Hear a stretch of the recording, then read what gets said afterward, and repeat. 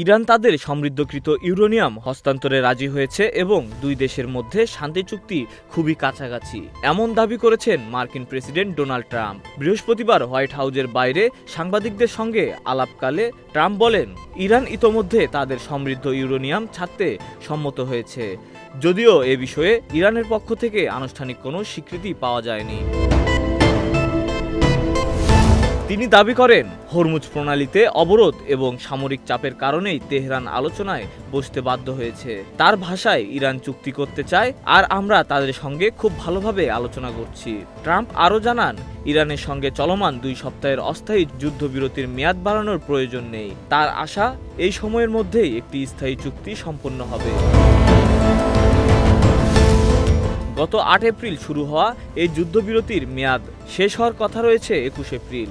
এর মধ্যেই নতুন করে আলোচনার সম্ভাবনার ইঙ্গিত দিয়েছেন Trump.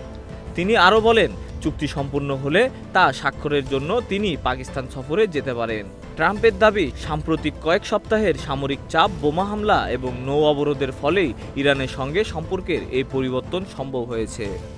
Desk report, news flash 71।